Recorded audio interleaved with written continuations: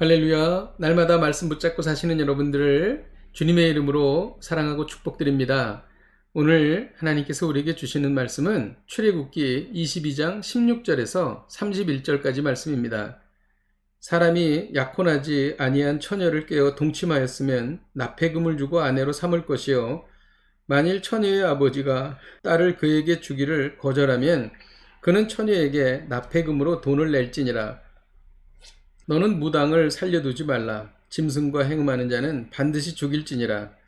여호와 외에 다른 신에게 제사를 드리는 자는 멸할지니라. 너는 이방 나그네를 압제하지 말며 그들을 학대하지 말라. 너희도 애굽 땅에서 나그네였음이라.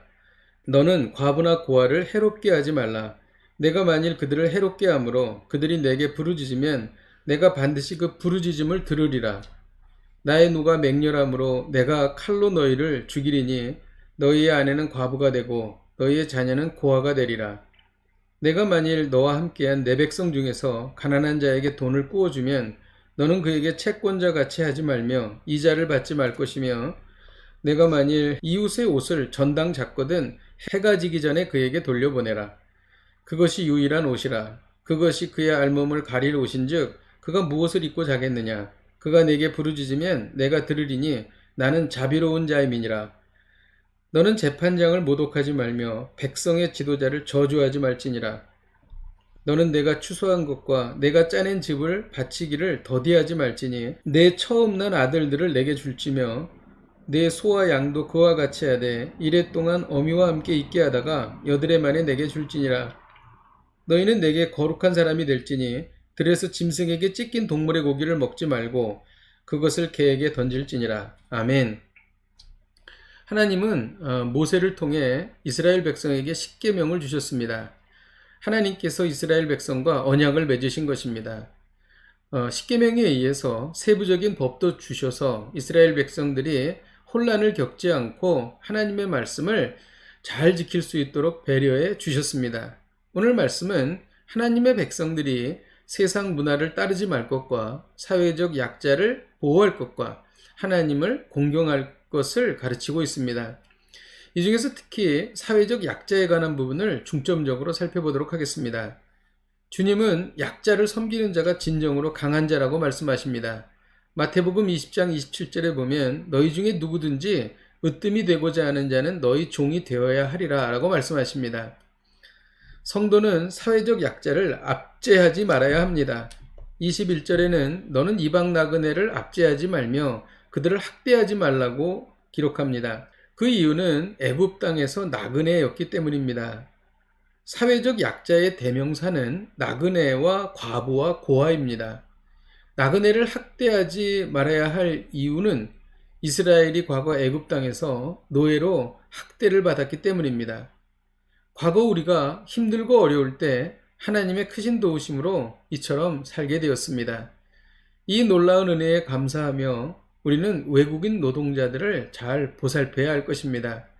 우리나라 국민들도 과거 서독의 광부로, 간호사로, 그리고 중동의 노동자로 나가 많은 고생을 한 적이 있었습니다. 교회는 이주 노동자, 미혼모, 독거노인, 고아들에게 큰 관심을 가지고 이들을 힘껏 도와야 할 것입니다. 만일 우리가 사회적 약자를 돕지 않으면 어떻게 됩니까? 23절에 만일 그들을 해롭게 함으로 그들이 내게 부르짖으면 내가 반드시 그 부르짖음을 듣는다고 말씀하십니다. 24절에는 나의 노가 맹렬함으로 내가 칼로 너희를 죽이리니 너희의 아내는 과부가 되고 너희의 자녀는 고아가 된다고 말씀하십니다.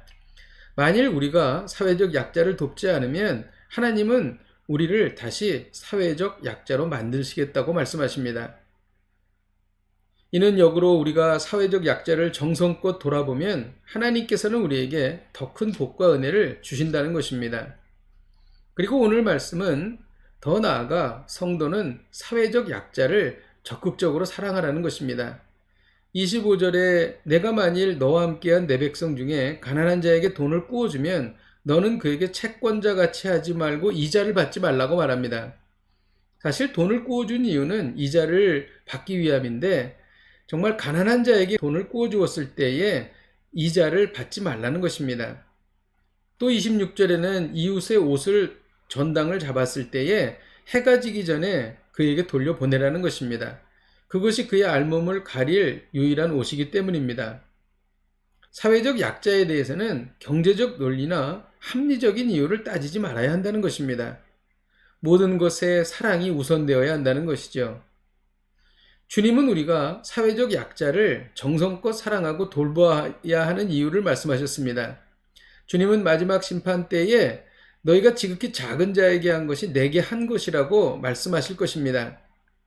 주님은 사회적 약자로 우리를 찾아오신다는 것입니다. 이것은 우리가 나중에 심판받는 아주 중요한 기준이 된다는 것입니다.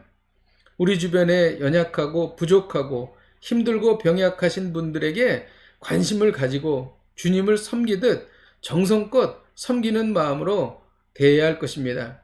만일 한국교회가 이렇게 산다면 믿지 않는 분들에게 칭찬받는 공동체가 될 것입니다. 기도하겠습니다. 하나님 아버지, 교회가 힘들고 어렵고 가난한 분들 정성껏 사랑으로 보살피게 하여 주옵소서. 또 우리가 그런 삶을 살게 하여 주시옵소서.